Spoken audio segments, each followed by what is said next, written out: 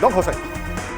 Fernando, estimado televidente, ayer fue uno de esos días que usted puede señalar como días que marcan hitos en la historia de los países. Dentro de algunos meses tendremos otros, pero ayer fue un día muy especial y déjeme ponérselo en perspectiva. En primer lugar, le recuerdo de la explicación que hacía esta mañana, que en el mundo de hoy, la confrontación comercial entre las grandes potencias, vale decir entre China y los Estados Unidos particularmente, porque los Estados Unidos va a un proceso electoral y China está bajo el microscopio de muchas naciones y además ha resurgido como un gigante, plantea cosas importantes. De hecho, los Estados Unidos, a través del presidente de los Estados Unidos, Trump, ha arreciado el ataque contra China culpándolo del virus. Puede usted decir, bueno, es una forma del presidente de los Estados Unidos de salirse de los problemas que tiene internamente. Sin lugar a dudas, eso es parte de la estrategia. Pero en el fondo, esto está trayendo niveles de incertidumbre en el futuro económico del mundo. Entonces, está Japón, está Corea del Sur, están todos los países estos, y estamos nosotros. Y es por eso que señalo lo de ayer. Sin duda alguna, creo que el presidente Cortizo ayer, se lo pongo en lenguaje sencillo, metió un ronco las bases llenas. Bueno, y también tomar en cuenta que hoy se cumple un año de la elección de Nito Cortizo como presidente. Pero sin duda alguna, no vamos a estar regateando. Y usted puede decirlo, sí, porque mucha gente mira los análisis siempre a función de quién le beneficia. Mire siempre los análisis como un instrumento que le permita a usted también hacer lo suyo, desde la perspectiva suya. Sin duda, primero porque la presentación que hizo el presidente es un discurso bien estructurado, concreto, con medidas muy claras, permite, hay algunas que tendrán que dar algunas explicaciones, sí, pero con propuestas muy alentadoras para el país, lo puso en sintonía con lo que el electorado quiere escuchar. Pero tras fondo pasaron algunas cosas, se las señalo. Déjeme recordarle algunas de las cosas que dijo el presidente. En primer lugar, cuando habló de los servicios eléctricos, por ejemplo, expresó que se mantenían las reducciones del 30 y 50% en el descuento y que se iba a hacer una moratoria a las cuentas del sector eléctrico. 2. A los bancos vetó la ley, el artículo 2 de la ley, del proyecto de ley 287. Estoy tomando, hay un resumen que aparece lo veo en el Panamérica de hoy, en su página 3, que es un anuncio del gobierno panameño. Esto es lo que el gobierno ha puesto a su disposición. Se veta el artículo 287 que establece la moratoria sobre varios cobros por un periodo de 90 días y se logra un acuerdo con los bancos donde se establece un plazo de moratoria hasta el 31 de diciembre de 2020. Y esa moratoria incluye los préstamos comerciales, los préstamos de pequeña y mediana empresa, los préstamos hipotecarios residenciales, los préstamos de auto, los préstamos personales, los préstamos del sector transporte, los préstamos del sector agropecuario y las tarjetas de crédito para aquellas personas que han sido afectadas por el COVID y que no tienen empleo. Claro. En vivienda, el decreto que ningún panameño va a ser desalojado sin quedarse fuera de su hogar y se mantienen todos los subsidios. No voy a discutir ahora estas medidas. Lo que quiero discutir es qué fue lo que pasó, porque es lo importante. Sí. ¿Qué está detrás de la noticia? La noticia usted la conoce, léaselo, lo que le he leído lo he tomado del Panamérica de hoy. Fíjese lo que pasó. Había un desacuerdo político entre la dirección del Partido Revolucionario Democrático, el Comité Ejecutivo Nacional, y el presidente de la República. Eso sin duda. Y frente a eso, en el marco de todas estas cosas, con errores probablemente del gobierno, sin duda, quito la palabra, con errores que cometen los gobiernos y cualquier gobierno, un sector de la sociedad se montó en una campaña dirigida a sacar al vicepresidente de la República y a darle un golpe suave al presidente Cortizo. Se montaron en esa campaña. Yo no digo que los dirigentes políticos panameños tenían razón en hacer algunas, y tienen siempre razón de hacer las críticas que quieran hacer, pero había quienes tenían críticas sanas y había quienes tenían intenciones claras. Sí. Bien.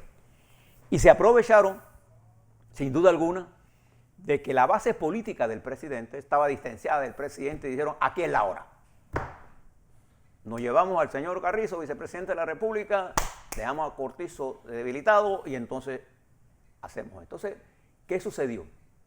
Desde el fin de semana se vienen realizando reuniones entre el presidente, se vinieron realizando reuniones entre el presidente y la dirección del gobierno central. Incluye el presidente y el vicepresidente, para que no nos engañemos en nada de esto. Entonces fue una reunión con Cortizo y no estaba Carrizo, no, una reunión con el Ejecutivo. ¿Quién es el Ejecutivo? El presidente y el vicepresidente. Sí. Y aquellos que pensaron que los consejos que daba el señor de Ovaldía, de Ovaldía, Y Movín. y Movín y todo, que sí, hay que votarlo. Mire lo que estaban proponiendo. No les importaba realmente el país. Aquí, ¿cómo se le ocurre a alguien que en medio de esta crisis nosotros vamos a crear una crisis institucional que nos arrastre a todos? Sí.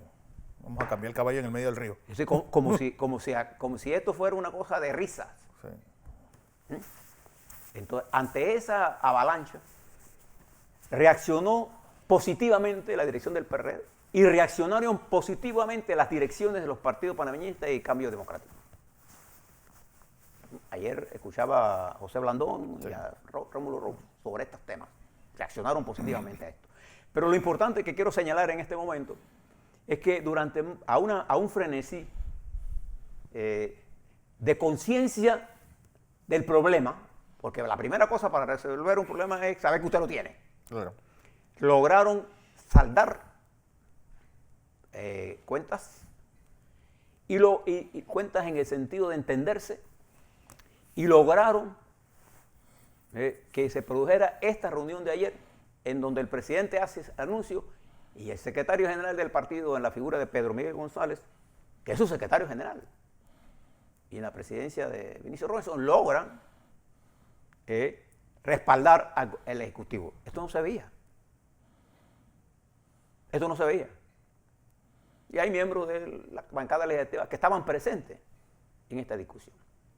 Entonces se constituyó este anuncio en una victoria política del presidente y una victoria política de la dirección del Partido Revolucionario Democrático que fortalece la estructura política partidaria del país a la que está siendo duramente atacada por aquellos apolíticos que lo que intentan es destruir el sistema democrático en realidad, porque la democracia para ellos es los intereses de ellos. Sí, cubrir de que las medicinas sigan como están, que le sigan dando el diente al canal, que le sigan haciendo el aeropuerto más grande. Y esta ola de antipolíticos generó a Bolsonaro, sí, generó a la señora esta que está allá en Bolivia, para que estamos claros de lo que estamos generando. Este cambio es lo que ha generado. No, pero generó también a Chávez, generó también sí, ¿cómo no? a Evo Morales, generó también a Trump. A Trump, generó a todos. Es decir, al ver esta situación, ellos estaban perdiendo de vista el papel. Olvídese el coronavirus, lo vamos a controlar. El problema que tenemos siempre, más profundo, es cómo vamos a recuperar la economía panameña. ¿Para quién? Tenemos que recuperar la economía panameña para todos, sí, ¿cómo no? Y no destruyendo el sector privado, sí, claro que no. Pero el sector privado tiene que dar una cuota, y aquí Cortizo logró una cuota de esto. Entonces, lo que vamos a construir sobre qué base va. Fíjese que durante la administración de Varela particularmente, él destruyó a su propio partido. A su propio partido. Él no se reunía con sus partidos. Su partido ha salido de las cenizas, reconstruyéndose ahora, y es el único partido funcional que hay en este momento en el país.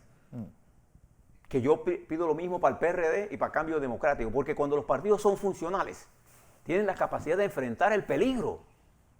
Y enfrentar a sus adversarios políticos con altura. Son al final la cadena de transmisión entre el poder y la gente.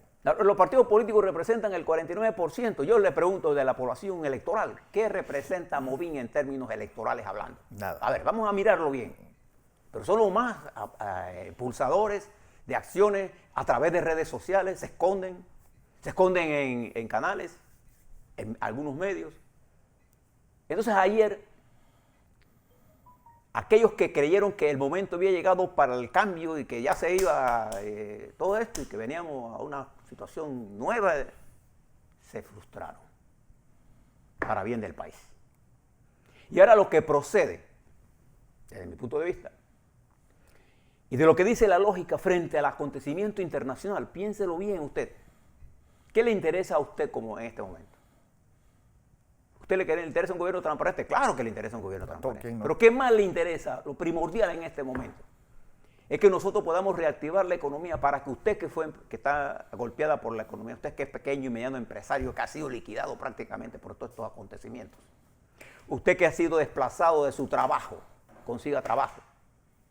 Usted que es agricultor, que ha visto mermado, usted necesita un replanteamiento de cómo yo puedo meterle la mano de verdad, estructuralmente, para apoyar el sector agropecuario y producir y duplicar la producción de alimentos, sobre la base de entender cómo es que se produce y qué es lo que se necesita en financiamiento y en tecnología.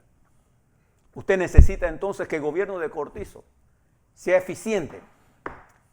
Y la eficiencia del gobierno de Cortizo pasa por los acuerdos políticos, primero de su partido gobernante, segundo de la oposición democrática, que tiene que ser crítica, claro que tiene que ser crítica.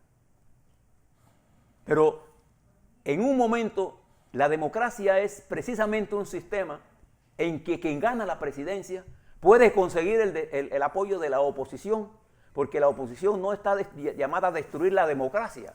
La oposición está destinada a reconfortar la democracia, a hacerla más fuerte, y en la medida en que haya una oposición fuerte, no así, cuando hablo de una oposición fuerte, conceptualmente fuerte. ¿Y qué es lo que está ocurriendo?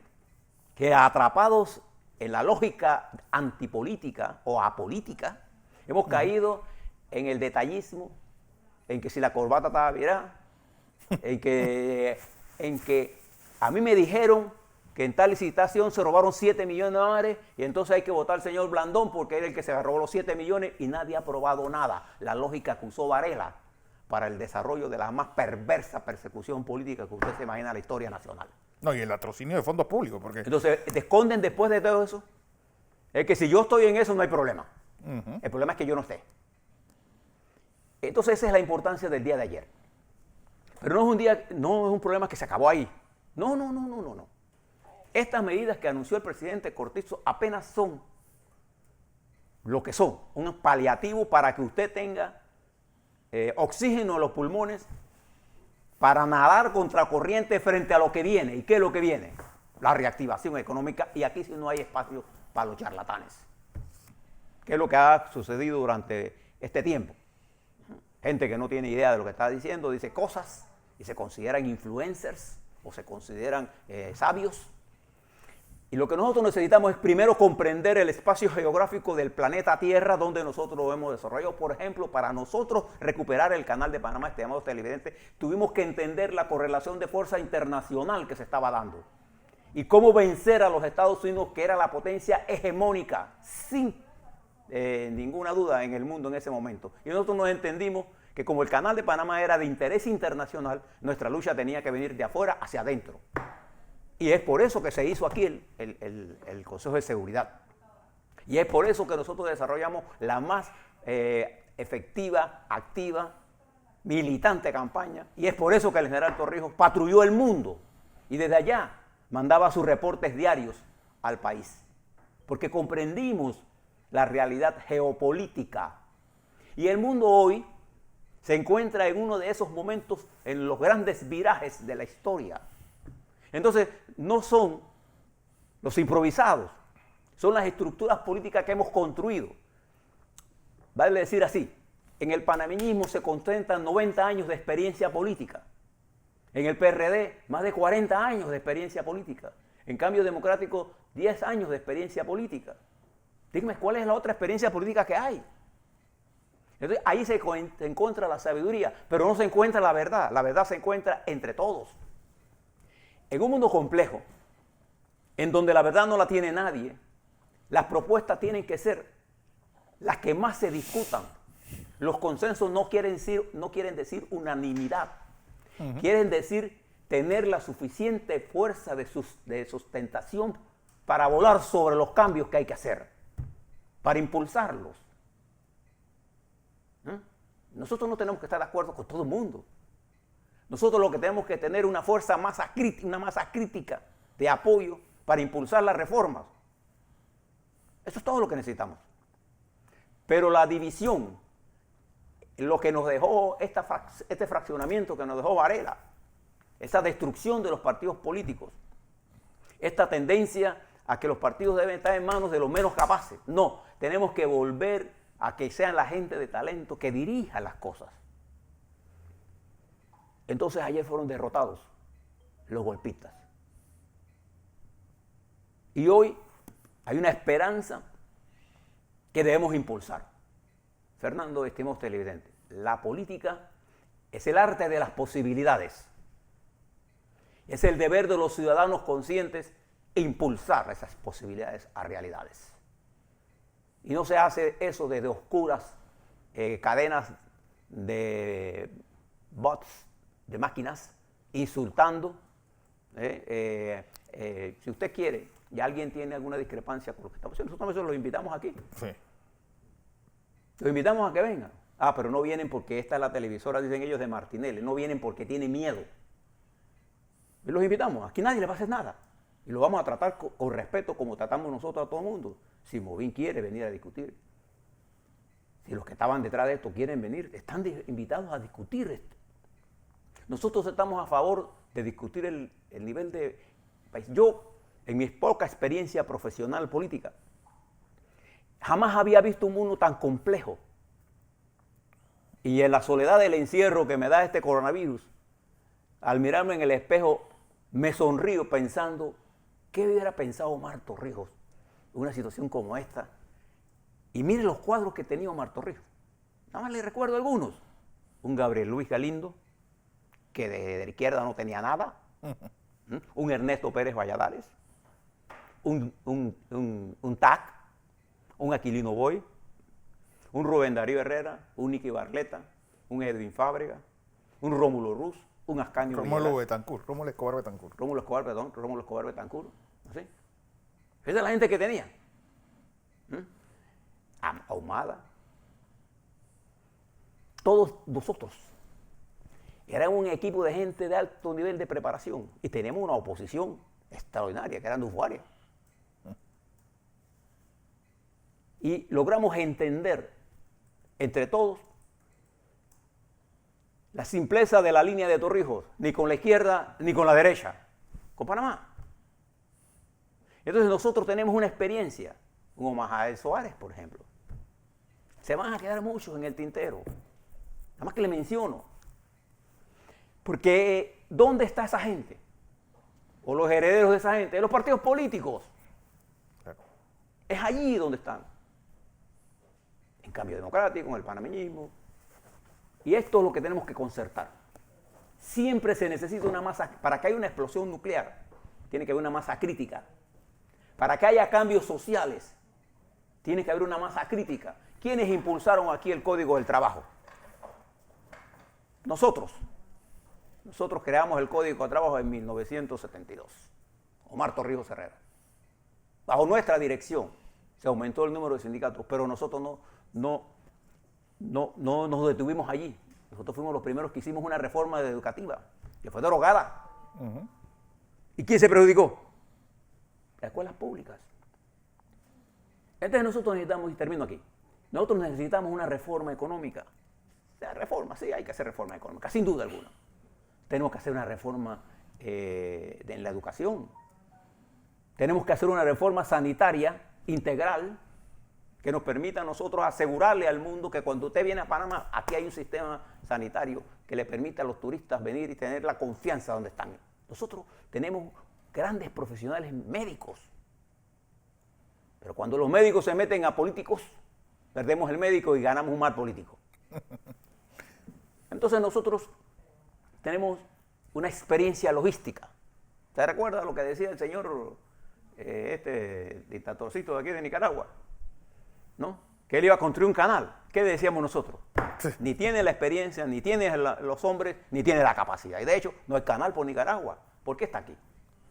Es más lo adecuado, tenemos experiencia, tenemos la infraestructura logística. Nadie tiene lo que tiene Panamá ahora mismo en este momento. Nosotros tenemos la mejor posibilidad de hacerlo, pero lo podíamos dañar. Íbamos rumbo a dañarlo. Sí, Varela se queda 2 meses más y acaba con este país. Y ahí estaban detrás los de siempre. Así es.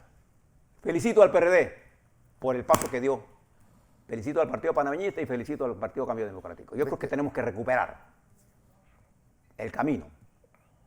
Y felicito al presidente de la República, que sin duda alguna ayer se lució. Es que hablabas también de una reforma, y en la reforma a la justicia, que también es necesaria, sobre todo, que la justicia sea igual para todos. Yo creo que hoy esta justicia está puesta nuevamente a prueba, cuando lo único que se está pidiendo es que seguir lo que está pidiendo la OEA, la ONU y el resto de organismos internacionales. Es decir, tratar de descongestionar las cárceles de personas enfermas, mayores o de edad, y que se le dé el mismo trato que le dieron a Jorge Alberto Rosa, que se le dé el mismo trato que se le dio a Baby Valderrama, que le dieron nada más una palmadita en la espalda y lo mandaron para su casa. Hay gente que tiene 3 años y pico de edad detenida preventivamente por pura venganza. Pero es que, Fernando, aquí se aplica la detención preventiva como la medida que se toma para condenarte sin haberte condenado. Y eso es lo que está pasando. Nosotros lo que estamos pidiendo es que en la reforma se respete la ley y la Constitución a todos los ciudadanos. A todos los ciudadanos. Eso es todo lo que estamos pidiendo. Así es.